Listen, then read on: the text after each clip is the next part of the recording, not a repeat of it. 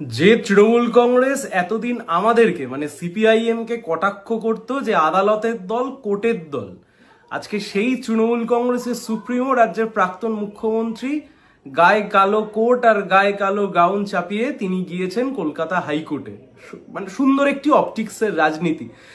কিন্তু মাননীয়, ওই যে এক মাঘে শীত যায় না, এই এত দিন ধরে বিরোধী রাজনীতি করবার সময়তে আমাদেরকে বিভিন্ন সময়তে আদালতে শরণাপন্ন হতে হয়েছে। বিগত যে সরকার ছিল সেই সরকারের দুর্নীতি, 2021 সালের পোস্টপোল ভায়োলেন্স, বিভিন্ন সময়তে বিভিন্ন রকম ভাবে যেভাবে অগণতান্ত্রিক পদ্ধতিতে মানুষের অধিকার হরণ করতে চেয়েছে তৃণমূল সরকার, তার বিরুদ্ধে বারংবার আমাদেরকে সাংবিধানিক আদালতের সামনে আসতে হয়েছে, যেতে হয়েছে। আইনজীবী হিসেবে সেই সমস্ত মামলার বেশ কিছু মামলাতে আমি নিজে ব্যক্তিগতভাবেও থাকবার আমার সৌভাগ্য হয়েছিল। সেই সময়তে প্রতিদিন সন্ধ্যাবেলায় তৃণমূলের মুখপাত্র থেকে শুরু করে রাজ্যের মাননীয় মন্ত্রীরা, মাননীয় মুখ্যমন্ত্রী সেই সময়তে সিপিআইএম কে কোর্টের দল বলতেন, কোর্টের পার্টি বলতেন। ইতিহাসের কি নির্মম পরিহাস যে তৃণমূলের কাছে এখনো 28টা সাংসদ আছে, 80টা বিধায়ক আছে, 13 জন রাজ্যসভার সাংসদ রয়েছে।